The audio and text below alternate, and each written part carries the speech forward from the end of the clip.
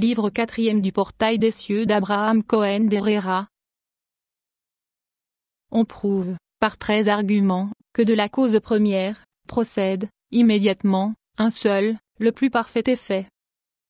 Chapitre 1er. Que de la cause première, directement et immédiatement, ne procède qu'un seul et plus parfait effet, que notre Mekoubal, kabbaliste, et maître, à la suite du divin auteur du Zohar, appelle à d'encadement ou homme primordial, et que les autres kabbalistes nomment Keter Eliom ou sublime et première couronne. On peut s'en persuader par ces arguments. 1. Le premier est que, de l'un en tant qu'un, ne peut procéder que de l'un, et que du même, lequel est toujours et en permanence le même, ne peut procéder que du même, car, chacun agissant selon ce qu'il est en acte, de l'un simplissime, par une action qui ne peut être distincte de lui, il est impossible que procède, sans intermédiaire, plus d'un seul effet, de cet un, je le dis, qui exclut de lui-même toute pluralité et diversité de pouvoirs, actes, attributs, intellection, intelligible, volonté, appétit et opération, et qui se constitue en lui de manière purissime. Il n'y a ni ne peut y avoir en lui une quelconque relation, habitus ou proportion avec un autre, car, étant infini, il est infiniment distant de toutes les choses. De cet un, je le répète, libre de toute successivité, mouvement et temporalité, et qui ne fait pas aujourd'hui ce qu'il ne fit pas hier ou qu'il ne fera pas demain, et qui n'agit pas sans intermédiaire par divers instruments et moyens, aucun d'eux n'existant avant le premier effet qui, lui, constitue le moyen ou l'instrument pour ceux qui viendront après lui, et qu'il n'y en avait aucun autre, excepté le premier in principié, en tant que ce premier effet est, par la suite, le moyen pour tous les autres, de cet un donc, fut émané directement, ce premier effet, tout comme il n'y eut divers sujets ni matière, excepté l'unique action divine, qui se distingue et se multiplie en eux-mêmes, selon leur capacité et leur nature changeante. Ainsi, de l'un simplissime, ne procède, sans intermédiaire, que de l'un, comme le confirme le second argument. 2. Tous ceux qui désireraient que de la cause première procède, sans intermédiaire, de nombreux effets, se doivent d'avouer que ce n'émane pas de sa nature unique et simplissime, car, comme telle, elle ne produira qu'un seul effet, parce que de l'un ne procède que de l'un, mais, ces effets procéderont, de la multitude des idées et des espèces représentatives, des exemplaires que l'un conçoit et explicite dans son divin entendement, du choix, de la détermination et de la maîtrise variée, venant, de sa libre volonté et consentement, lesquels sont, sans aucun doute, de poser la pluralité au sein de l'un simplissime, ainsi que des actes, attributs, relations et opérations déterminées et variées au sein de l'infinité unique et absolue qui excède tout. 3. En plus de ce qui a été dit, et c'est le troisième argument, d'une cause plus parfaite, telle que la première, doit procéder un effet plus parfait qui ne peut être qu'unique, car s'il y en avait deux ou davantage, soit, il différerait en nombre et individuellement, tel un homme d'un autre, soit, il différerait, en espèces, tel un homme d'un cheval, soit, par analogie, de chaque autre, telle une substance d'un accident. Et s'ils sont individuellement différenciés, 35 cas, ils incluent quantité et matière, lesquelles sont les racines de la distinction individuelle et numérique, selon l'opinion d'Aristote, confirmée par Thomas d'Aquin et tous ceux qui viennent après, et ainsi, aucun effet ne serait indivisible, immatériel et stable, et, par conséquent, ne serait pas parfait, comme nous le présupposons. Et s'ils sont différenciés en espèces, et même plus de manière analogique, l'un n'est pas plus parfait que l'autre, aussi, aucun n'est plus parfait ni, par conséquent, premier, parce que les espèces sont comme des nombres, en ajoutant une certaine différence essentielle à une autre, comme l'unité, et, parce qu'un effet analogue est lié à un autre commun principiel ou premier à qui on donne des nominations et essences comme elles sont manifestées dans l'accident et la substance. C'est pourquoi, l'effet le plus parfait doit nécessairement être un, comme ceci est corroboré par le quatrième argument. 4.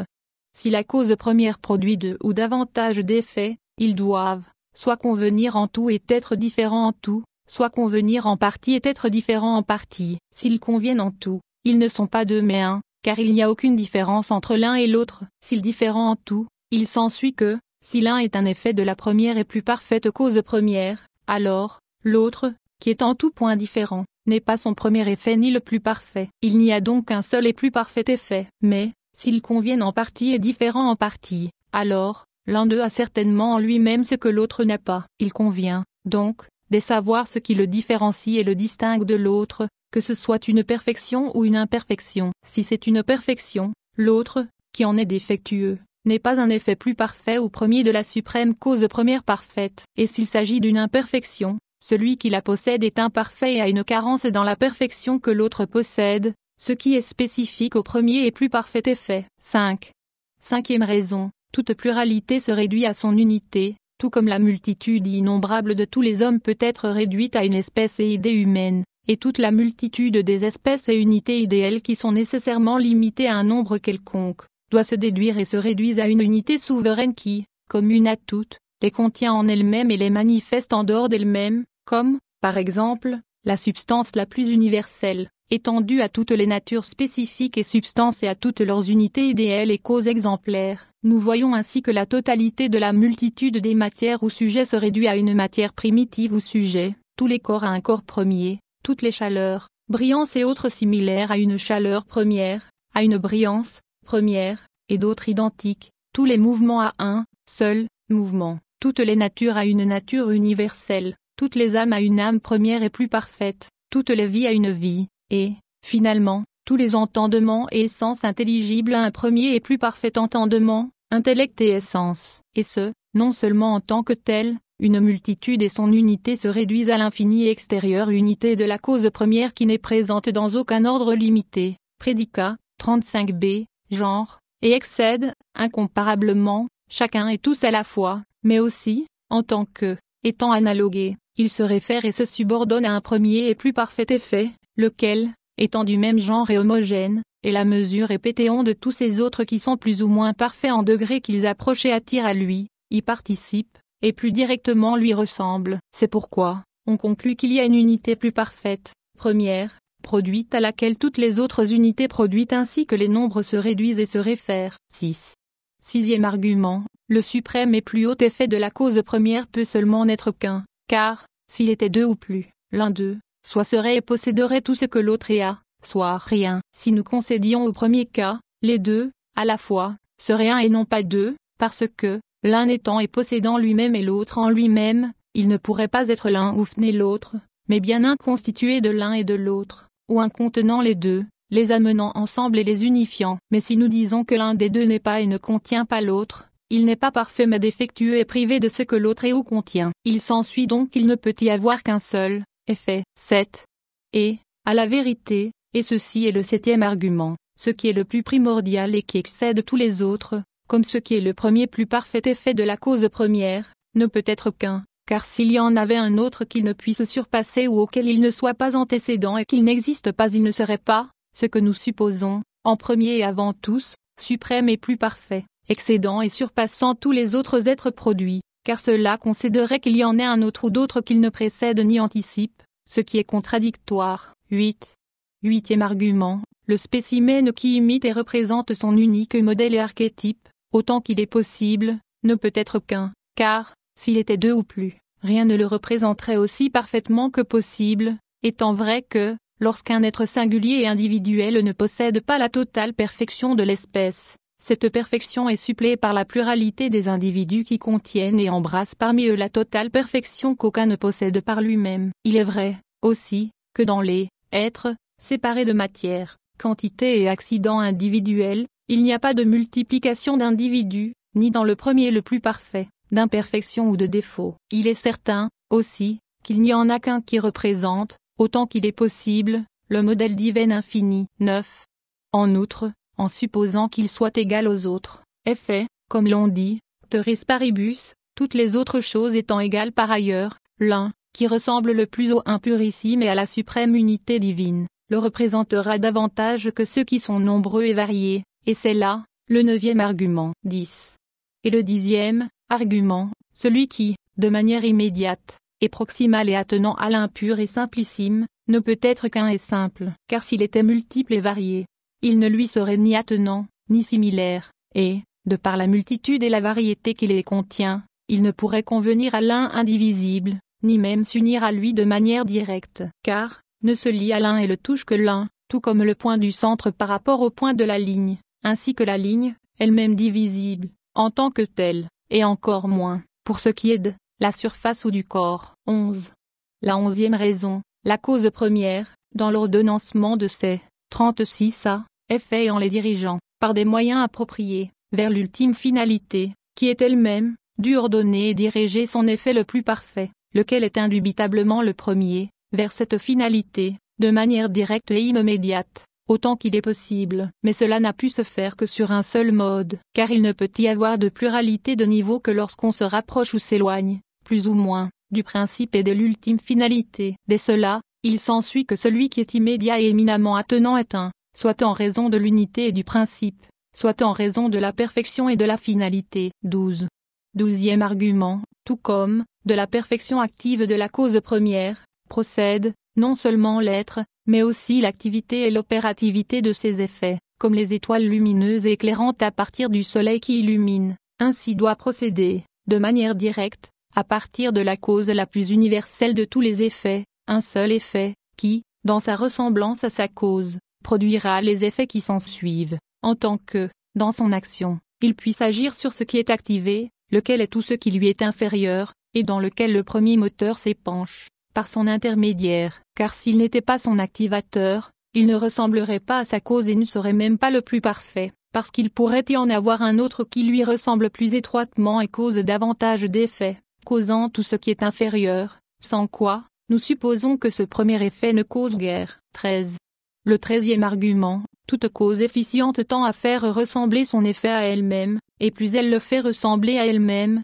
plus elle se manifeste plus puissante, parvient davantage à sa finalité vers laquelle elle prétend par son activité qui est de se communiquer et d'être manifestée. Car, il ne fait aucun doute que plus elle fait ressembler son effet à elle-même, plus elle se communique à lui et lui génère du bien. Elle en est davantage effective et parfaite dans son activité et son opérativité. Tout comme sa divine perfection et sa potentialité active resplendissent davantage dans la ressemblance la plus parfaite que dans une ressemblance moins parfaite, car elle est manifestée plus parfaitement et mieux connue par le plus grand et le plus approprié des effets, que par un plus petit qui ne lui ressemble pas. À présent,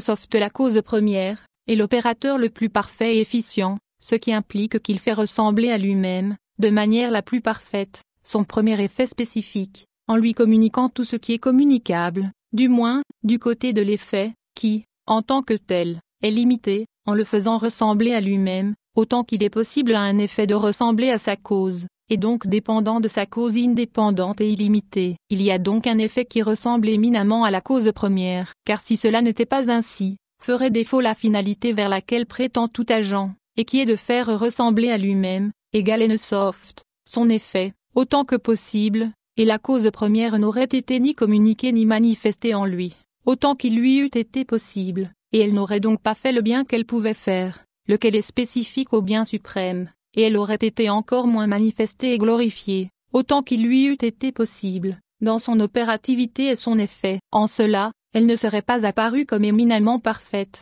efficiente, et comme bien suprême qui se communique suprêmement, car, en étant communiquée à son effet et manifestée en lui, elle n'aurait été ni communiquée ni manifestée autant qu'il lui eût été possible. Nous conclurons ici que l'infini roi des rois, lesquels sont rois au-dessus d'autres rois, règne sur un roi qui procède de lui et qui, par son pouvoir, est roi de tous les autres. 36b. Roi. Car le roi suprême est incausé et plus parfait et excellent tant qu'il règne et maîtrise roi et royaume de plus en plus parfaits, parmi lesquels, le plus parfait, causé et subordonné des rois est seulement unique et immédiatement attenant à lui. C'est pourquoi, par son pouvoir et son concours actif, il est la cause de tout ce qui lui est inférieur. En tant qu'instrument, il produit, et comme vice-roi, sous lequel des rois règnent sur d'autres rois, et davantage de princes et autres ministres et dignitaires, il gouverne et accorde la perfection. Il me semble, avec cela, que l'intention de notre maître a été prouvée de manière modeste, et entendu la distinction, dans le Zar,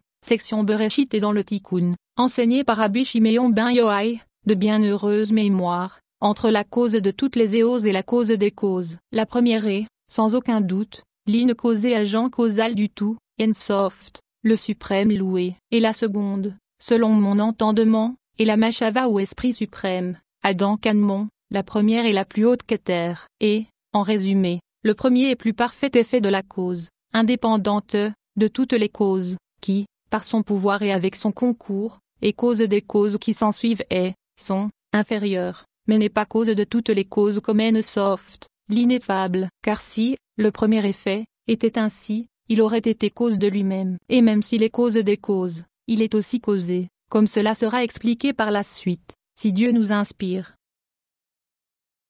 Par l'autorité d'illustres philosophes, on confirme qu'un seul effet, le plus parfait, procéda directement de la cause première, et par lui, comme par un instrument, procédèrent tous les autres.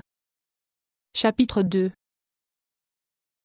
Nous avons prouvé, par 13 arguments, que de la cause première ne procéda directement qu'un seul et plus parfait effet, et que par lui provinrent tous ceux qui suivirent, et on peut le confirmer par l'autorité des plus excellents philosophes comme Zoroastre, Mercure Trismégiste, Orphée, Aglaophème, Pythagore, Archita, Platon, Speusippe, Numénius, Ammonius, Plotin, Amélius, Porphyre, Jamblique et Pléton, et de tous les Arabes de la première académie à Cordoue, comme Avicenne, Al-Ghazali, l'auteur du livre des causes, l'auteur de la partie la plus secrète de la sagesse divine selon les Égyptiens et d'autres, et de même, par l'autorité de nos philosophes hébreux comme Rabbi Moshe d'Égypte, Rabbi Yosef Falbo, Léon l'Hébreu et d'autres, mais des peurs d'être prolixe, je ne les citerai pas et me contenterai de 3 ou 4 autorités d'hommes éminents, lesquelles, fondées en raison, approuvent et enseignent cette noble affirmation. La première d'entre elles est celle de Marcille Ficin qui, en commentant le Teinté de Platon, son maître, dit des choses identiques, de l'impurissime, procède immédiatement un monde, essentiellement unique, et du bien suprême procède un monde grandement bon. Mais dans la mesure où ce monde visible, de par la multiplicité des distances entre ses parties, la contrariété de ses qualités, la diversité de ses effets et la difformité, 37 A, de ses corps, n'est pas intégralement un ni intégralement bon, il est raisonnable de supposer que, directement de l'unité et bonté divine, émerge un monde qui ressemble, autant que possible, à sa cause, non pas un monde sensible, mais intelligible, qui contient en lui-même les idées et les modèles de toutes les choses, et dont il n'est pas le bien suprême mais son effet le plus parfait, la manifestation de sa cause et le moule de ce qui lui est inférieur qui procède du bien suprême, comme la lumière, en dehors du soleil, à partir de sa lumière intérieure, et qui, en vertu de l'éclat et la chaleur qu'il diffuse, produit toute chose par le pouvoir de sa cause. Outre ce qui a été dit,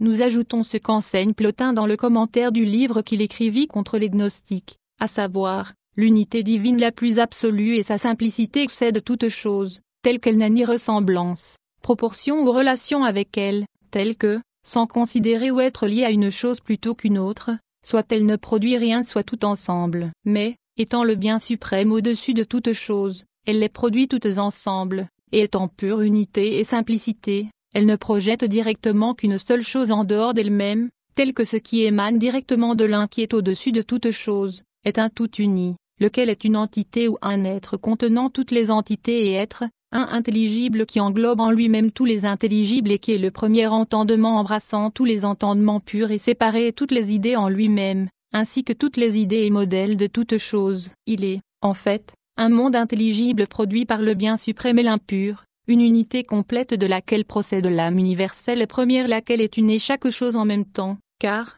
d'une certaine manière, elle projette à partir d'elle-même, par séquentialité et mouvement, ce qu'englobe en lui-même, de manière sereine, l'entendement pur qui est sa source, puis, vient le monde corporel et sensible, qui procède de l'entendement par l'âme, et qui n'est ni un ni tout, mais un unifié et composé du tout, car son unité va vers sa pluralité, dans la compréhension où l'entendement pur est dans l'âme première universelle, et dans le monde corporel, vient ensuite l'unité de toutes les formes qui est conséquente de la pluralité de laquelle elle est constituée. De là, nous pouvons conclure en disant que tous les membres et les natures des membres de ce monde se réduisent à une seule nature de l'âme du monde, comme à leur capitaine et guide, toutes les âmes à une seule âme du monde comme à son commencement, tous les entendements qui résident dans les âmes à un seul entendement lequel est constitué purement de lui-même au-dessus de tous, tel que, si nous le comparons à eux, nous voyons qu'il est comme une seule lumière qui procède du soleil eu égard aux nombreux yeux capables de recevoir l'illumination. Finalement, cet entendement souverain et pur doit se réduire à la lumière paternelle du bien suprême et de l'impur, comme au commencement et à la fin duquel elle procède immédiatement et vers laquelle elle retourne directement. Et Ficin confirme et prouve tout ce qui a été établi au-dessus dans sa théologie platonicienne, en disant, il y a un qui est au-dessus de tout et plus que tout, qui est le commencement de toute chose, qui n'a pas de commencement et ne peut être immédiatement toute chose, car, 37b, il est l'unité la plus pure au-dessus de tout nombre. Il y a ce qui est en dessous de tout et qui est n'importe quel corps particulier. Entre ces deux extrêmes, Il doit donc bien y avoir un intermédiaire qui les lie et les attache ensemble, lequel est le tout universel englobant toutes les choses, et qui existe selon 3 modes. Le premier est le plus excellent d'entre eux, comme ce qui procède directement de la pure unité et lui ressemble beaucoup. Il est une pluralité universelle, totalement unie en essence, point et moment. En essence, parce qu'il est une substance singulière, non composée ou faite de nombreuses substances différentes. Il est un point parce qu'il n'est ni dispersé ni ne disparaît en de nombreuses parties telles qu'il aurait dû être dilaté ou étendu aux nombreuses parties et point au lieu qu'il occupe et emplit. Il est aussi un en moment car tout ce qu'il peut saisir et obtenir, il le saisit et possède en un instant indivisible, sans être altéré par les différents moments de temps ou en passant d'un instant à l'autre de manière séquentielle et passage, en perdant un instant lorsqu'il parvient au suivant, et ainsi de suite, l'un après l'autre. Et ceci est l'esprit ou pur entendement qui procède de la cause première, sans médiation, et qui, lui ressemblant autant que possible, contient et possède la totalité des idées intelligibles et des formes représentatives dans sa singulière essence, de telle manière que,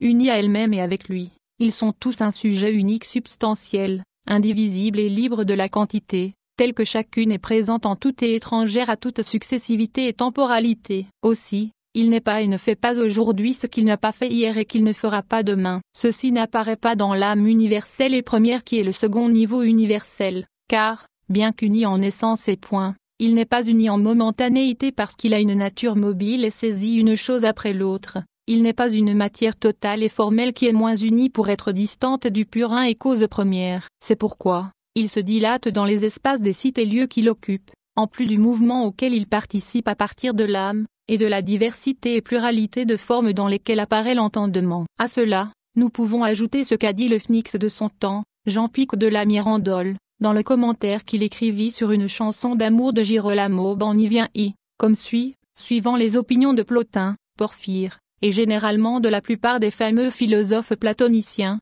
approuvés par Aristote et tous les Arabes, en particulier, Avicenne. Le Dieu suprême a produit une créature de nature intellectuelle et incorporelle, aussi parfaite qu'une chose créée peut l'être, et, pour cette raison, n'a pas directement produit une quelque autre chose, car, seul, un plus parfait effet peut procéder d'une cause plus parfaite, et ce qui est plus parfait ne peut être qu'un, car s'il était deux ou plus, l'un d'eux aurait été plus ou moins parfait que l'autre, car, sinon, l'un serait l'autre, et ainsi, il ne serait pas deux ou plus mais un. Mais l'un étant moins parfait que l'autre, il ne serait certainement pas totalement parfait, étant, alors, moins parfait que l'autre, car si Dieu avait directement produit plus que cette créature, la plus parfaite, elle ne serait pas la plus parfaite, à tel point qu'elle aurait été moins parfaite que sa cause, et donc n'aurait pas été l'effet spécifique de la plus parfaite cause première, laquelle, comme il a été dit, se doit d'être le plus parfait et consécutivement un. Il faut savoir que, 38a, ce plus parfait effet qui procède directement du Dieu suprême est appelé,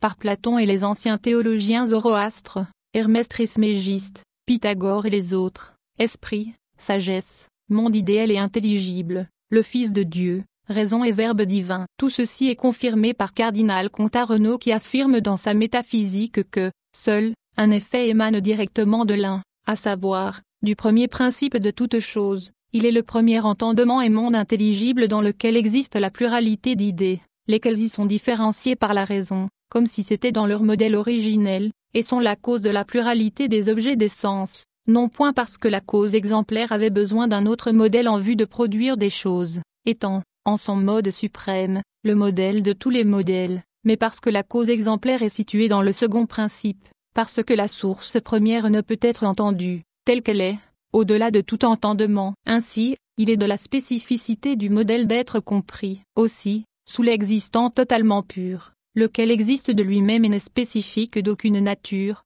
on dispose le premier effet, totalement parfait, et qui est déjà limité par l'intermédiaire de l'intelligibilité et l'intellection, en contenant en lui-même les idées de toutes les choses qui se trouvent dans le premier principe de manière plus haute que celle du modèle, élevé au-dessus de tout intelligible et entendement. Il faut noter que la première corruption et chute de l'être purissime est l'entendement qui est déjà une nature déterminée et non un être pur, mais il est si puissant qu'il comprend et contient en lui-même toutes les autres natures, malgré son mode d'intellection. Grâce à cela, il imite l'être pur, mais non de manière parfaite, car dans le premier principe, se trouvent toutes les choses en un être unique, éminent et supérieur à toute nature et mode des choses. Mais toutes les choses sont présentes dans l'entendement selon une raison déterminée et un mode défini, à savoir, selon l'être qui n'est ni absolu ni pur mais intelligé et intelligible, ce qui est sa nature spécifique.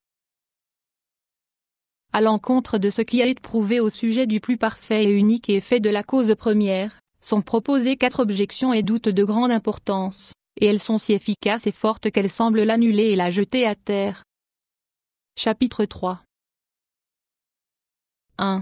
À l'encontre de ce qui a été établi dans les 2 chapitres précédents, se tiennent devant nous de grandes objections et doutes. La première est que, de la cause première ne procèdent pas, de manière immédiate et appropriée, de nombreux effets. Cela semble être dû à son être limité par sa nature à un seul effet, tel que, étant la plus unique et la plus parfaite, il est totalement nécessaire qu'un seul, et, plus parfait effet procède d'elle, et ce, contrairement à ce que la raison nous enseigne. À cause de sa potentialité active infinie, elle ne peut être déterminée à un seul effet sans que celui-ci lui soit son égal, et donc infini, ce qui est totalement impossible, tel que, ayant à produire un effet inférieur et fini, elle ne semble point être limitée par un quelconque degré, 38b, de distance et d'activité, pouvant produire, au-dessus de tout effet fini, successivement jusqu'à l'infini, un autre, effet, plus grand, sans jamais parvenir au supérieur et plus parfait qui limite et détermine sa potentialité illimitée et indéterminée. De plus,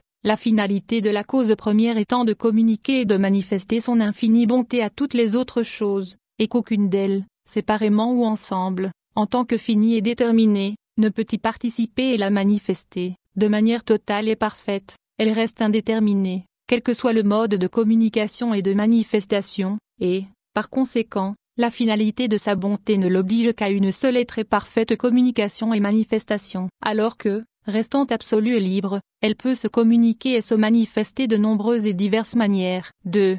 Deuxième objection et doute, soit ce plus parfait effet est naturel à N soft, la cause première, soit elle le produit avec son entendement et libre volonté et intention, tel que, pouvant faire un effet plus ou moins grand, elle a voulu faire ceci davantage qu'un autre. Et si c'est ainsi, quel besoin avons-nous des séphirotes ou nombres souverains qui sont des intermédiaires et des instruments finis, multiples, divers, et qui, d'une certaine manière, sont changeants, instruments, de l'infini, unique, simple et immuable cause première, laquelle se détermine et s'accommode par eux aux effets et aux actions finies, multiples et changeants, parce que si, par son entendement et volonté, elle peut se limiter et se limite elle-même pour produire cet effet ou un autre, de cette manière ou d'une autre, en ce temps-ci ou en un autre et en ce lieu-ci ou en un autre, il semble inutile que nous établissions les intermédiaires d'Adam Kadmon, les lumières, les séphirotes et les partsoufim du monde de l'infini, Atsilut Bria, Yetzira, Assia et leurs semblables,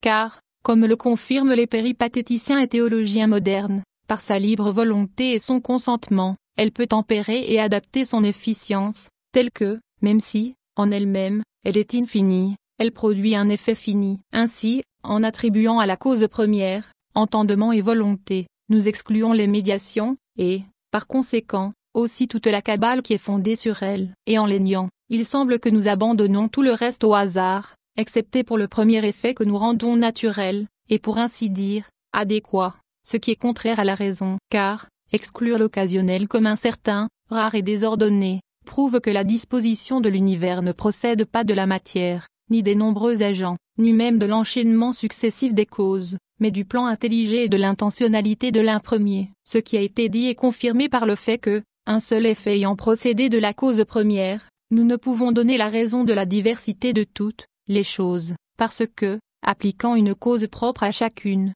de ces choses, nous ne l'appliquons pas à la diversité de tous les effets et causes secondaires dont nous avons traité. Car la distinction d'entre toutes les choses procède du concours de toutes les causes sans l'intentionnalité de qui que ce soit, et donc, par hasard, réduisant ce qui est le plus parfait dans l'univers, à savoir l'admirable ordonnancement de ces parties entre elles-mêmes, et entre le tout et leur cause finale et efficiente, au défaut et à la dégénérescence des diverses causes, là où elles descendent l'une de l'autre, et toutes de la cause première, constituant, sans intention ni hasard, l'ordonnancement et la bonne disposition de la diversité des mondes et de leurs parties. 3.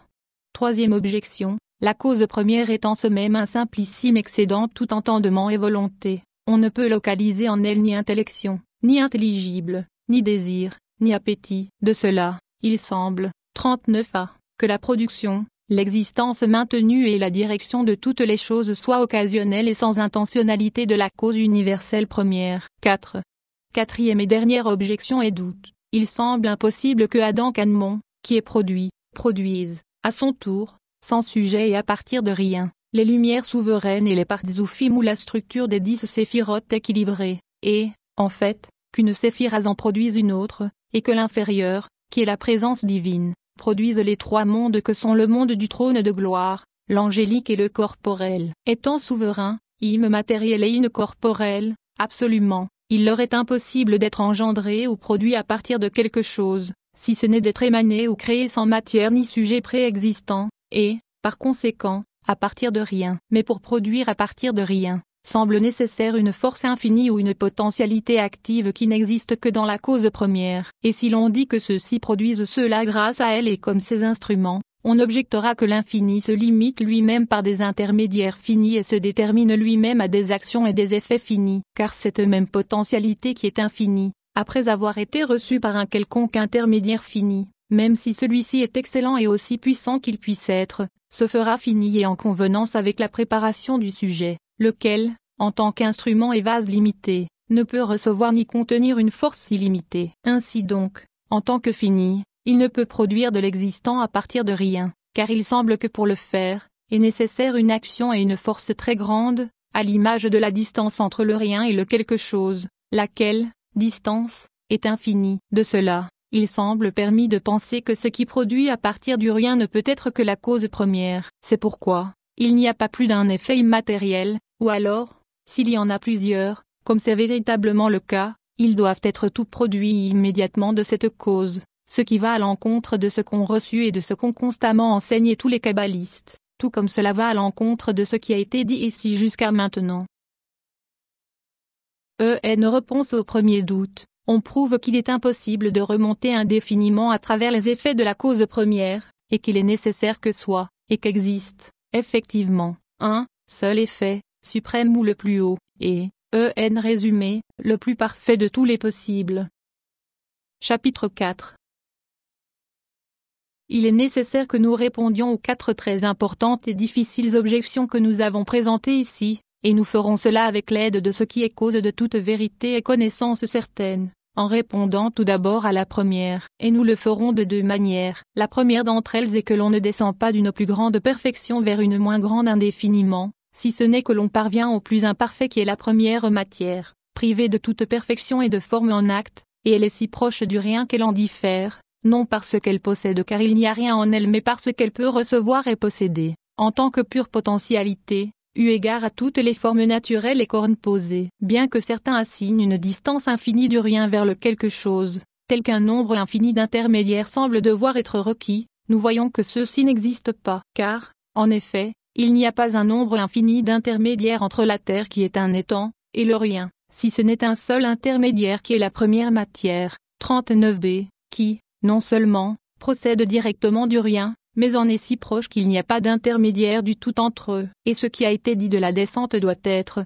aussi, assigné à la montée, car nous n'accédons pas à la perfection suprême, de perfection en perfection, par des intermédiaires infinis, mais par des intermédiaires finis, dont la perfection vient directement de l'un, non pas, telle qu'une quelconque perfection secondaire ou finie, ni une matière, aussi grande soit-elle, puisse être ou soit comparable ou adaptée à une autre, première, infinie perfection, mais parce qu'il y a un sommet qu'un effet produit peut atteindre, tout comme la matière peut descendre jusqu'à la plus basse des matières. Cet un, donc, est aussi proche de la cause première que la matière l'est du rien, car tout assemblage et union de choses produites est fini et, comme tel, a une fin et une limite aux 2 extrémités. Le suprême élevé Adam Kadmon ou la terre la plus haute et première, et l'inférieure et la base, la première matière, proche du rien. Et, en vérité, si on ne s'élève pas indéfiniment à travers des causes efficientes, mais que l'on parvienne à une seule cause première, dont il ne peut y avoir ni n'existe une autre au-dessus d'elle,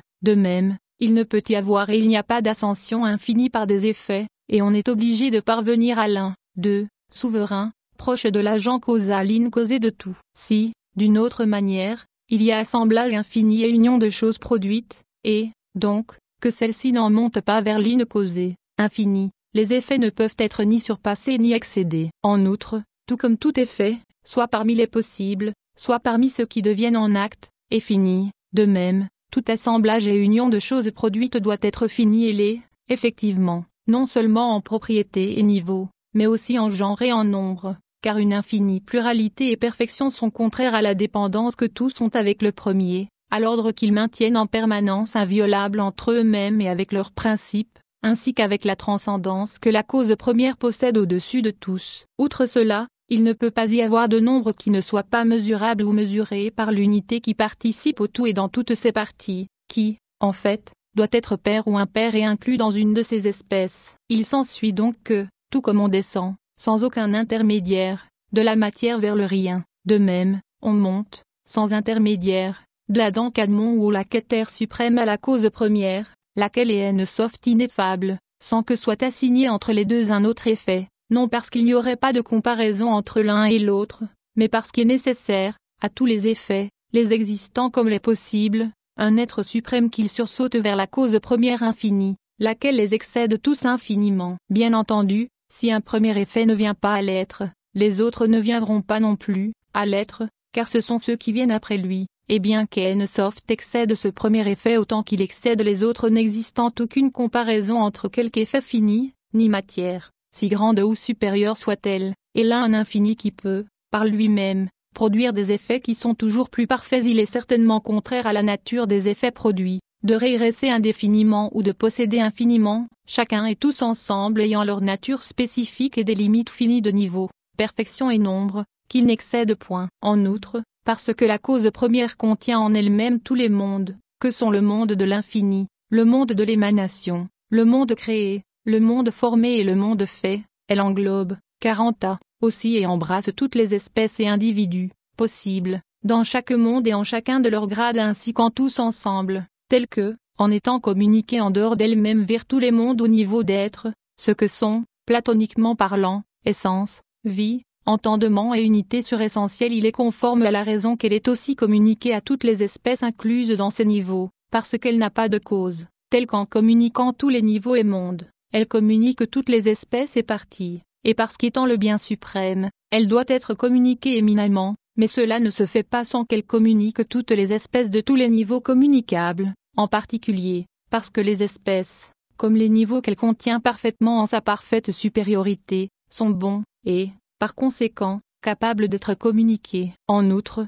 elle peut faire ou ne pas faire l'effet le plus excellent possible. Si elle peut le faire, étant le bien suprême qui, comme tel, est communicable éminemment, pourquoi ne le ferait-elle pas? Et si elle ne peut pas le faire comme l'affirment ceux qui disent qu'elle peut faire un autre effet, plus excellent, supérieur à aucun autre, et ainsi de suite, indéfiniment sans parvenir au plus parfait, elle manque de pouvoir et n'est pas infinie, du fait qu'elle ne peut réussir à produire l'effet, le plus parfait qui peut être produit, et en outre, du fait qu'elle se connaît de la manière la plus parfaite, la cause première sait de quelle manière elle peut se communiquer à ses effets, en dehors d'elle-même, et de quelle manière ces effets peuvent lui ressembler et participer d'elle. Si donc, elle ne communique pas, en acte, ce qu'elle sait pouvoir être communiqué d'elle-même, soit, c'est parce qu'elle ne le désire pas, en quel cas, il apparaîtrait qu'elle est alourdie par la bonté de ses effets, et, étant envieuse, elle ne souhaite pas les épancher avec bonté, et donc, elle n'est pas éminemment bonne, soit c'est parce qu'elle ne peut pas le faire, en quel cas, elle n'est ni infinie ni omnipotente, en outre, parce qu'il y a une contradiction entre étant communicable et n'étant pas capable de communiquer, car être communicable n'est rien d'autre qu'être capable, convenant et suffisant pour être communiqué. Aussi, tout ce qui est causé ou capable d'être causé, l'est grâce à la cause première, laquelle, étant une cause universelle et suprême, cause, soit directement, soit par des intermédiaires, toute chose qui a un être, et, parce qu'elle est participée, dépend toujours de ce qui existe en essence. Cependant, si nous supposons des effets, une ascension infinie ne parvenant jamais au sommet, il y aurait un être qui soit capable d'être causé, mais non par la cause première, la plus puissante et universelle, ce qui implique une contradiction et un blasphème. Ceci est prouvé par le fait que, si nous supposons qu'elle désire causer ce qui est causable, je demanderai si elle le cause ou non. Si elle ne le cause pas, elle ne peut ce qu'elle désire et ce qui est possible, car tout ce qui est causable peut l'être, et donc, est possible, auquel cas la cause première reviendrait à être débilitée et malheureuse, ne pouvant être ce qu'elle peut être et n'achevant pas ce qu'elle avait l'intention de faire être. Mais si elle le cause, j'aurais obtenu ce que je cherchais, à savoir qu'on ne remonte pas indéfiniment dans les effets, mais que l'on parvient au suprême, aussi parfait que possible, en plus de quoi, chaque recueil et assemblage d'effets possibles serait possible. Et si cela était, pourquoi ne le serait-il pas en vertu de la cause première, laquelle, seule, peut faire tout ce qui est possible? Car, si elle ne pouvait pas le faire, il y aurait un effet possible qu'elle ne pourrait pas produire, auquel cas, elle ne serait pas omnipotente. Au-delà de cela, chaque effet possible doit être soit infini soit fini. Il ne peut être infini, car il est impossible d'être deux ou plus d'infini pour un effet possible, égal à sa cause nécessaire et incausée. Il doit donc être fini, et s'il en est ainsi, il a ses limites, à la fois en nombre, 40b, et en perfection, telles que, parmi tous les effets possibles, il y en a un, suprême, qui, excédant les autres, les limite. Bien qu'elle soit infiniment parfaite, la cause première ne peut se communiquer ni être imitée jusqu'à l'infini, car, comme nous l'avons dit en traitant du Tzimtzum ou autolimitation, les effets ne peuvent ni participer d'elle ni la manifester, en fonction de sa totale et infinie perfection et nature, mais en fonction de cette même partie, limitée et finie qu'ils sont capables de recevoir. Si donc nous parlons selon notre mode de raisonnement, alors que la cause première détient en elle-même l'infinie perfection qui ne peut être communiquée, elle communique à ses effets seulement la portion finie ou participation de son infinité qu'un réceptacle fini est capable de recevoir, tel un vase et son, vide de tous les effets productibles, appelé Hallé ou Avir Canmon, lequel, empli par Adam Canmon, englobe, avec lui et en lui, toutes les choses, dont chacune et toutes ensemble sont finies et limitées et qui, par conséquent, ne régressent pas indéfiniment,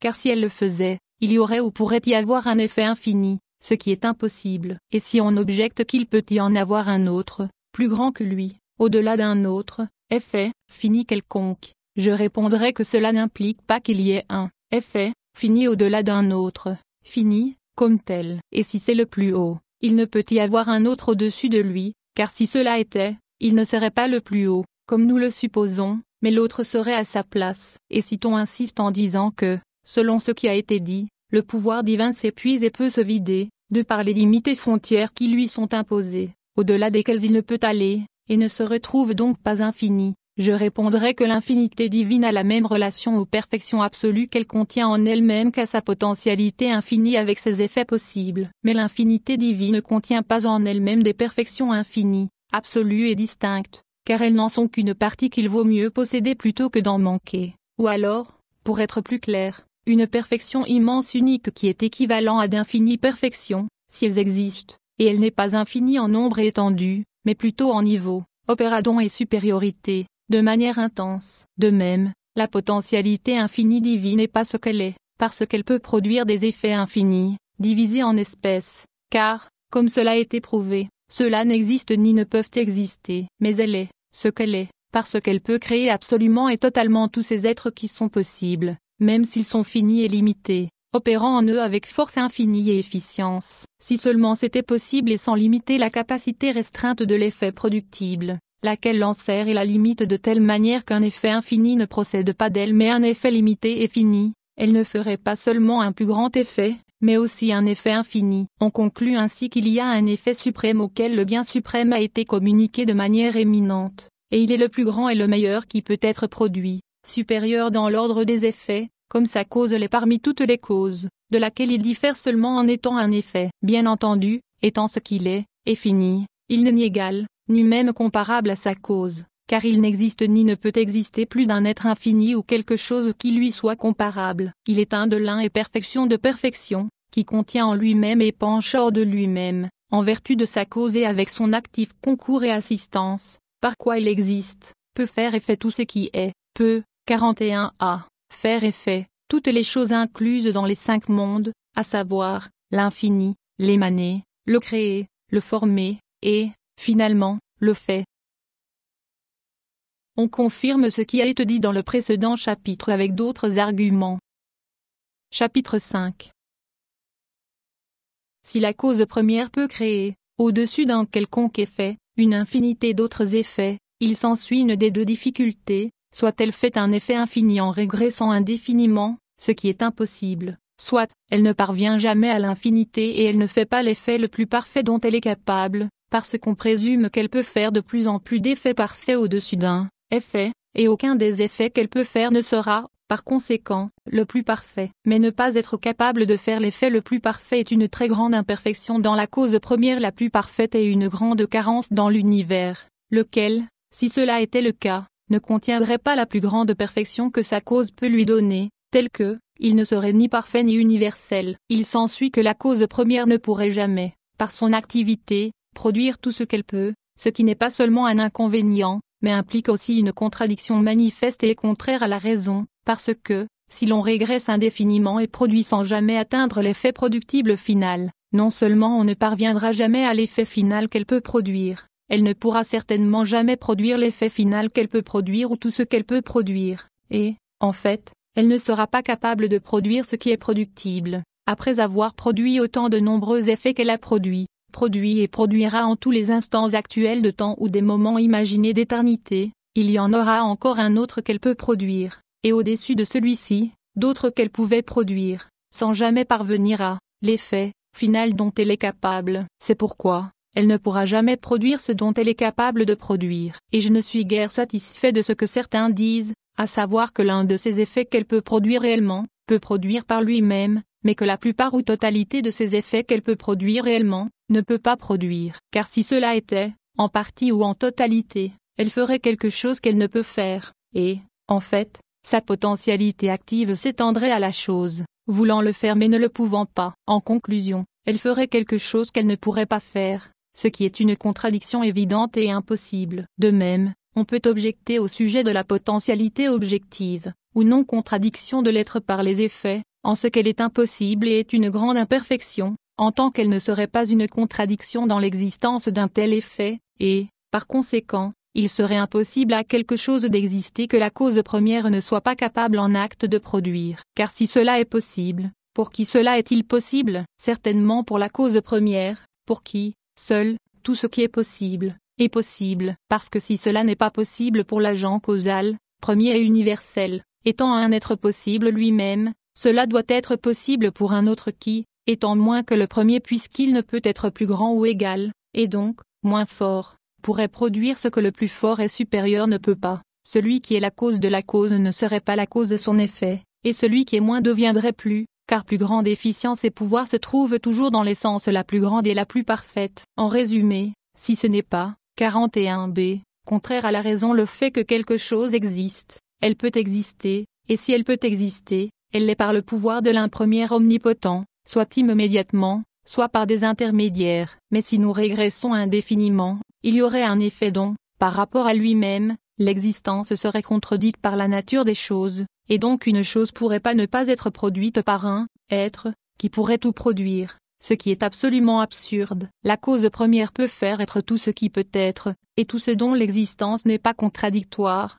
ce qui est, en fait, l'effet le plus parfait qui puisse exister, et il est, sans aucun doute, le premier. Outre ce qui a été dit, si la cause première, dans la production universelle des choses, survient du plus inférieur au plus haut, de l'effet plus petit du plus petit vers le plus grand et plus grand que lui, ou le plus parfait, on pourrait dire que, ne pouvant faire, en acte, un effet infini, elle pourrait continuer, indéfiniment, à en produire de plus en plus grand, sans jamais parvenir à celui qui ne pourrait être excédé, en faisant, toujours, de plus en plus grand, et elle ne ferait donc jamais d'effet aussi parfait, tel qu'elle n'en ferait même plus un de plus parfait. Ceci arrive avec les nombres, c'est le vent de l'un, mathématique, bien qu'il vaudrait mieux dire, en descendant et dégénérant à partir de lui, on peut recevoir un accroissement infini, même si, en acte, on ne le reçoit jamais, car on peut toujours y ajouter n'importe quel nombre et le multiplier par un autre. Mais, parce que la cause première ne s'élève pas de l'effet le plus petit vers le plus grand, lorsqu'elle produit, mais, justement, descend, du haut vers le bas, et du plus grand vers le plus petit, d'elle-même vers un niveau inférieur, et d'ici ou là vers un autre inférieur, et ainsi de suite. De même, étant donné ce que nous avons vu, il n'y a pas de descente infinie, car si cela était, la Terre ne serait pas le dernier des corps matériels, et la première matière, dans sa pure potentialité, ne serait pas la dernière et la plus basse des entités, et donc la plus proche du rien. Et, ce qui est le plus certain, parce qu'il n'y a pas de régression infinie, il doit y avoir et il y a un effet en contact direct avec la cause première, qui, à travers lequel, elle descend vers les autres, qui, je le répète, est proche d'elle, et donc, plus parfait, intermédiaire et première étape dans la descente vers tous les effets restants. Et ceci est confirmé lorsque nous disons que quelque chose, qui est compris entre deux extrémités ou entre deux limites est nécessairement limité et fini. Mais, la cause première, a une extrémité, et, intelligence inférieure ou ange, autre, sont les deux extrêmes ou limites de quelque chose qui est intermédiaire, qui l'inclut et l'englobe entre elles. On constate, alors, que les intermédiaires ne peuvent être infinis, car s'ils l'étaient, on ne pourrait jamais parvenir, en montant, à la cause première, ni ne jamais arriver, en descendant, à l'ultime intelligence. Les intermédiaires dépasseraient les limites ou extrêmes, et ne seraient ainsi plus des intermédiaires. Les extrêmes, ou limites, comme outrepasser et excéder, ne seraient plus les extrémités de leurs intermédiaires, mais les intermédiaires de leurs intermédiaires, transformés en extrêmes de leurs extrêmes, ce qui est une contradiction manifeste. Il y a donc un effet suprême et le plus parfait de la cause première, ce que je confirme par la raison suivante. Chaque cause efficiente tend à faire ressembler son effet à elle-même, et plus grande sera la ressemblance, plus parfaite sera la cause, elle se manifestera davantage, et davantage elle parviendra à sa finalité, à laquelle elle aspire par son activité, à savoir, de se communiquer et de se représenter en lui. Car, sans aucun doute, plus elle fait ressembler son effet à elle-même, plus elle s'y communique, et donc le rend meilleur, elle se manifeste plus parfaite et efficiente dans son activité et effectivité, car sa manifestation et l'affirmation de sa présence resplendissent davantage dans une ressemblance parfaite que dans une ressemblance imparfaite. Plus grande est, 42a, la ressemblance, et plus, la cause, est reconnue et manifestée, plutôt que si elle ne l'est pas ou l'est peu. Cependant, la cause première est la cause efficiente la plus parfaite, et si donc, elle fait ressembler à elle-même son effet, de manière parfaite en lui communiquant, comme bien suprême, dont la propriété est de se communiquer suprêmement, tout ce qui est communicable, eu égard à l'effet, à savoir, tout ce qui ne l'élève pas et le constitue au-delà et en dehors des limites d'un effet, ce qui ferait de lui un causé, comme sa cause, et infini, ce qui est impossible. Cependant, pour ce qui est du reste,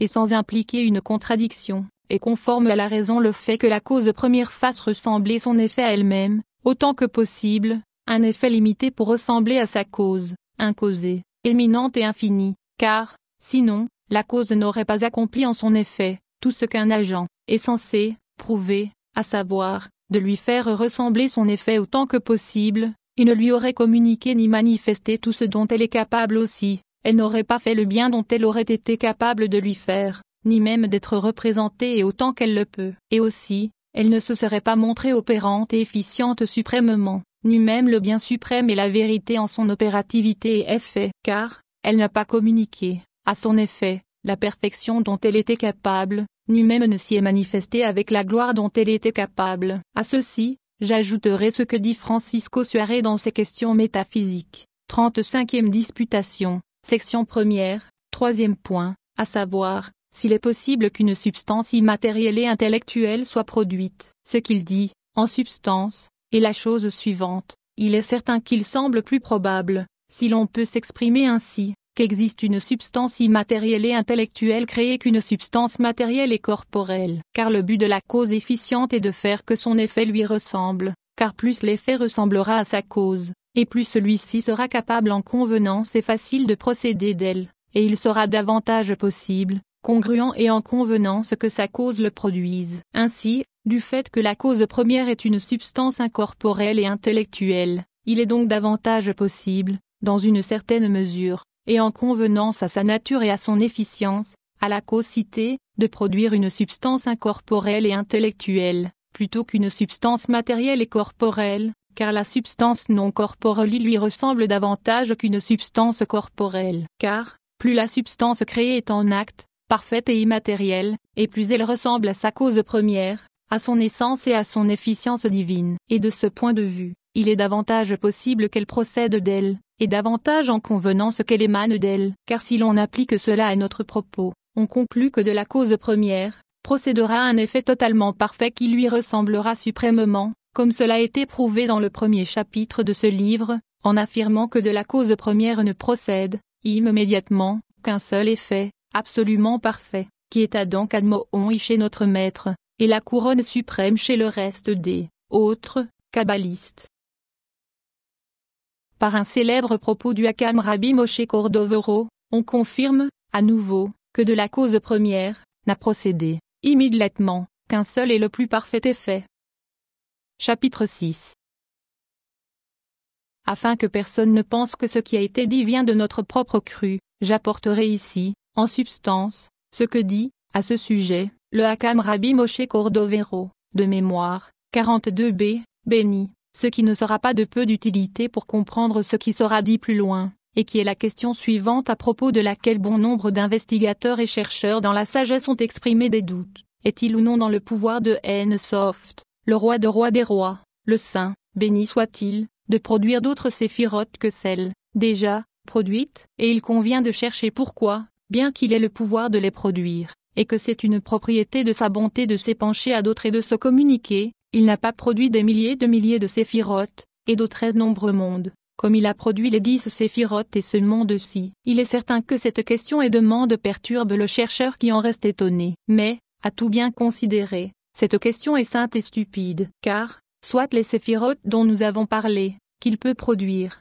sont comparables à celles, déjà, produites, c'est-à-dire, qu'Éther équivaut à qu'Éther, Okma à Okma, et de même pour tout le reste, soit elles sont plus grandes et plus excellentes que celles-là, soit, finalement, elles sont plus petites et moins parfaites qu'elles. Il est impossible pour elles d'être équivalentes, car les séphirotes n'étant ni corporelles ni matérielles du tout, on ne peut les différencier de leur matzil ou cause, et elles ne peuvent pas être multipliées par 10, ou par plus ou moins que 10, si ce n'est par le moyen de cause et effet. Je veux dire que le matzil ou cause première doit être la cause des Néetzalim ou séphirotes, ce qui est une différence entre lui et elle, outre les autres que nous ne traiterons pas maintenant. Et ainsi, qu'Éther se différencie d'Okma car elle en est la cause et Okma, son effet, tout comme se différencient les autres de leurs voisines, et toutes, de Ein Sof Klin causée, quand l'une est cause de l'autre, et celle-ci de la suivante. Car, autrement, on ne pourrait les distinguer l'une de l'autre, ce qui les multiplierait par 10 ou par un autre nombre, parce que n'étant pas corporelles, elles ne pourraient être divisées en parties, et une séphira ne pourrait se différencier d'une autre matériellement, et par la division du continuum. Si quelqu'un persiste dans cet argument en disant qu'il y a 10 séphirotes égales aux 10 que nous avons adoptés, nous répondrions que cela est impossible, car qu'Éther ne peut être égale à une autre qu'Éther si ce n'est par division du corps, sujet ou matière dont elle fait défaut, tout comme est impossible que du matzil, ou cause unique et simplissime, procède plus qu'un seul Néetzal ou effet, car, si deux ou plus en procédaient, comment se différencierait-il, ni par la quantité ou sujet, qu'il ne possède pas, ni encore moins par le matzil, qui est un. On conclura donc, soit qu'ils ne sont pas incorporels et spirituels, soit s'ils le sont, il est impossible qu'ils soient deux, égaux, et de la même espèce, mais, ils doivent être, au contraire, un seul effet à partir d'une seule cause, et, de la même manière, nous répondrons pour Okma avec Okma, et de même pour les autres séphirotes, et nous conclurons qu'il ne peut y avoir 10 autres égales à celle-là, et il n'est pas valable de dire qu'il ne peut y avoir donc de pouvoir dans le premier matzil ou cause, pour produire 2 kétarim, qui seraient ces effets immédiats, égales en espèces et distincts en nombre, car leur production impossible ne vient pas d'une défectuosité ou d'un manque de force, ni dans la cause, ni dans l'effet, mais de par l'excellence et la perfection de l'un et de l'autre, car, pour être distincts en nombre ou individuellement, ils doivent descendre eux-mêmes à la bassesse du corps, divisibles en de nombreuses parties, celle-ci se multipliant par sa division, ce qui n'est pas en convenance, parce que, de la grandeur du serviteur se reconnaît la grandeur du Seigneur, et c'est une propriété de la perfection du premier matzil ou cause de parfaire les autres en dehors de lui-même, et si l'on objecte que sa perfection se reconnaît dans le fait que, 43a, étant incorporel et simple, il puisse produire des corps et des composés, et donc, être capable de produire 2 kétarim qui soient corporels, et, par conséquent, égales, nous répondrons qu'il a déjà produit de nombreux de ce genre, qui sont les anges, lesquels, selon la véritable tradition kabbalistique,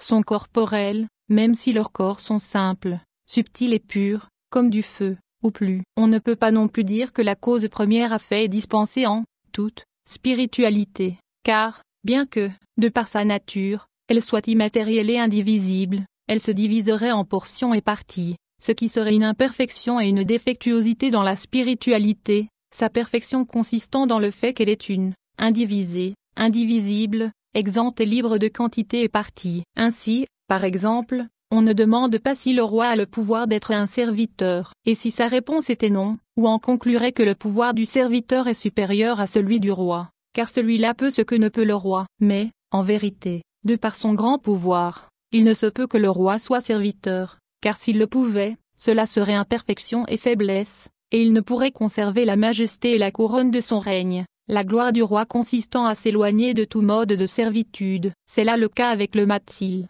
ou cause première, et de ses Neetzalim et excellents effets, en tant que la perfection du Matzil est de communiquer à ses Neetzalim sa nature incorporelle, le sceau de son image est caché, en tant qu'ils sont simpies, purs et sans composition de matière, séparés du corps, de la quantité et de toutes ses conditions. Nous conclurons qu'il ne peut y avoir de séphirotes égales à celles que nous posons, tout comme elles ne peuvent être plus grandes, car il n'y a pas de différence entre le Matzil, ou cause, et le Neetzal ou effet, si ce n'est celle qu'il y a entre cause et effet. Et tout ce qui est possible pour le Neetzal de se rapprocher du Matzil, a déjà été fait, tel qu'il ne reste pas de lieu, vide, entre Ensoft et Keter pour que soit ou que puisse y être un autre Neetzal, qui soit au-dessus de Keter et en dessous de Ensoft, et, en fait, entre les deux, au milieu. Car, il n'y a aucune autre différence entre Keter et Ensoft si ce n'est que celui-ci est cause et celle-là, effet. Bien entendu, parce qu'il procède et dégénère à partir de l'infinie perfection de sa cause,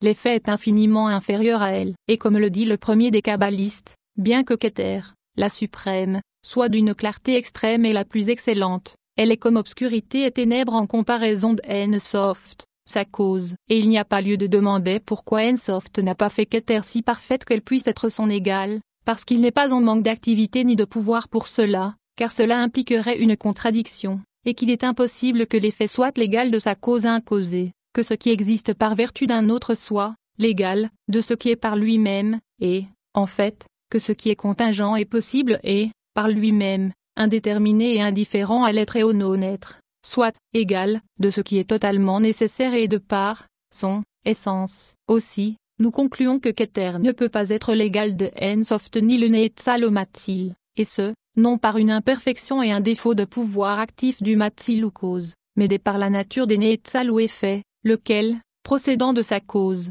dégénère et déchoit de cette même perfection qui le précède et l'anticipe infiniment, et parce que, étant in-causé, aucun être causé et fini ne participe de la cause, si ce n'est que, le Neetzal devra nécessairement descendre et dégénérer de la perfection de son supérieur et cause, en fonction de la différence qui existe toujours entre la cause et son 43b, effet qui lui est inférieur. Il est donc clairement établi qu'il ne peut y avoir de Neetzal plus excellent et noble que Keter, parce que cette Keter est le Neetzal le plus excellent et le plus parfait qui puisse être dans l'ordre des Neetzalim et effet, et elle est différente de sa cause incausée, en tant qu'elle, Keter, dépend d'elle, sa cause, et est causée par elle. Et de dire qu'il y a une séphira inférieure et plus petite que Keter est impossible, car elle existe déjà, cette Okma, au-dessus de laquelle il ne peut y avoir plus haut, excepté Keter, car Okma, étant un Neetzal et effet de Keter, n'a dérivé d'elle que comme un effet, dérive, de sa cause, sans qu'il y ait aucune autre différence entre les deux. Il est impossible qu'il y ait un autre Neetzal ou effet entre Keter et Okma, car rien ne peut être égal à Keter, ni un tant soit peu à Okma, pour la raison que nous avons énoncée, et il ne peut y avoir d'intermédiaire entre Keter et Okma, car Keter et Okma sont des causes et effets spécifiques, immédiats et liés, tels qu'il n'y a aucune différence ou distance entre elles qui soit capable de recevoir un effet, premièrement d'Okma, et ensuite, de Keter, sans être descendu d'Okma à la place au niveau de Bina, qui est le troisième effet Neetzal. Dans quel cas, Okma ne serait pas le deuxième Neetzal, comme nous le supposons, mais Bina, et Okma serait le troisième effet, ce qui est impossible. Jusqu'ici, l'argument est du Hakam Cordovero dans son Pardes Rimonim ou Verger de Grenade, dans le portail de la raison de Hatzilut, chapitre 7, qui confirme, avec l'accord de tous les kabbalistes, qu'il y a un effet suprême, direct et spécifique à la cause première infinie, le plus parfait qui peut être produit, et comme tel, cause, en vertu de la cause première, de toutes les séphirotes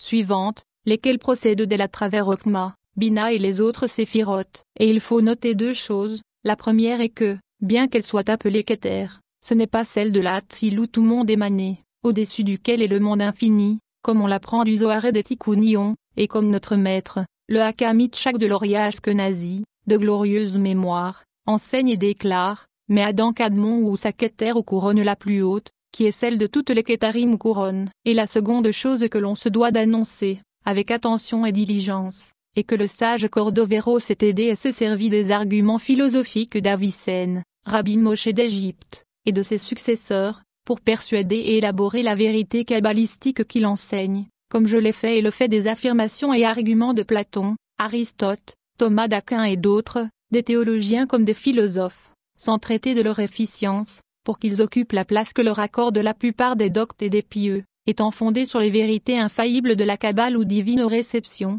ils seront d'accord avec eux, ou chercheront d'autres raisons meilleures, grâce auxquelles, ils les illustreront et les expliciteront de meilleure manière. Parce que disent Durand et Scaliger, on corrobore et établit qu'il ne peut y avoir d'ascension infinie dans les effets de la cause première, et qu'il y a nécessairement un qui est suprême et le plus parfait. Chapitre 7. Durand, qui fait partie des théologiens scolastiques, méritant le surnom de docteur illuminé, 44a, dans ses questions sur la première des sentences, distinction, seconde question, amène des arguments semblables. Même si tout ce que contient en elle-même la cause première est infini, non seulement en raison de l'essence, mais aussi en raison de sa spécificité, ce qu'on lui attribue de relations et habitus vis-à-vis des créatures et qui lui correspondent corrélativement en elle, ne peut être infini en sa raison spécifique comme nous le disons des idées, car l'essence divine n'a pas de raison d'idée, si ce n'est en tant qu'elle est imitable par les créatures, et comme aucune d'entre elles n'est ni ne peut être infinie. De même, il n'y a aucune idée dans la cause première qui soit infinie de par sa spécificité comme idée, car l'imitable et celui qui imite correspondent entre eux, et l'un est posé dans la définition de l'autre. Ceci prouve qu'il est impossible de procéder à l'infini dans les perfections spécifiques des créatures, mais qu'il y a, et peut y avoir une, perfection, si parfaite qu'il ne peut y en avoir une autre de si parfaite, parce qu'à chaque espèce possible dans les créatures correspond une certaine idée chez le Créateur, et, étant donné qu'il ne peut y avoir d'idée infinie dans le Créateur, il est assurément impossible d'y avoir des espèces infinies dans les créatures. Il n'y a pas d'idée infinie dans la cause première. Cela se prouve par le fait que, s'il y en avait, et, étant donné que certaines sont subordonnées aux autres, comme le sont les espèces qui les imitent, telles que la perfection de l'inférieur est contenue dans celle de la supérieure, comme le végétatif dans le sensitif, ou, au moins, telle une espèce qui surajoute de la perfection sur l'autre, espèce, comme un nombre sur un autre. Si cela était ainsi, dit-il, il s'ensuivrait qu'il y a une idée qui englobe d'infinie perfection, ce qui est impossible, car, selon celle qui, comme suprême, contient d'infinie perfection, une certaine espèce d'être créé pourrait être produite qui posséderait d'infinie perfection, ce qui implique une contradiction. Outre cela, de la même manière que l'on prouve l'existence d'une cause première par l'ordonnancement et l'ascension finie des causes,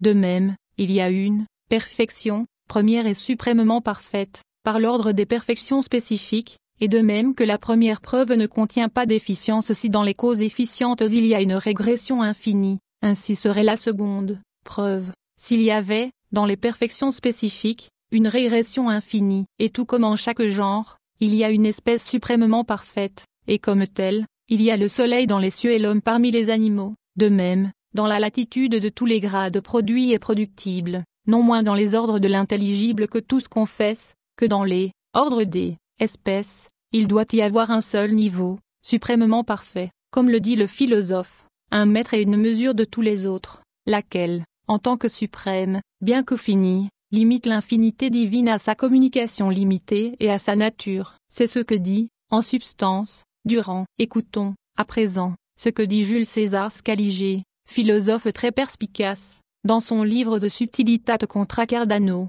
Exercice 249, il a écrit ce qui suit. Si la cause première a agi de la manière la plus optimale ou la plus parfaite, parce que c'est une propriété de l'être parfait d'agir parfaitement, et si elle avait ajouté une quelconque perfection à ce meilleur et plus parfait effet, il s'ensuivrait qu'il n'est pas l'effet le plus parfait, lequel, comme 44b, nous l'admettons, est effet le plus parfait venant d'une cause la plus parfaite ou la meilleure, car, celui-ci ne peut recevoir une nouvelle perfection et un ajout que dans la mesure où, ne possédant ni l'une ni l'autre, est, en quelque sorte, imparfait et défectueux. À ceci, nous ajoutons que, parmi toutes les actions, il n'y en a qu'une qui soit parfaite et droite, que, comme tel, procède de qui est suprêmement parfait et droit. Car l'action moins bonne témoigne de privation et défaut du bien suprême et du pouvoir, comme si quelqu'un disait que la bonté suprême et la force n'agissent pas de manière parfaite et complète, et que celui qui la possède est un agent pire et moins puissant que lui-même, ce qui va à l'encontre du bien suprême et de la puissance,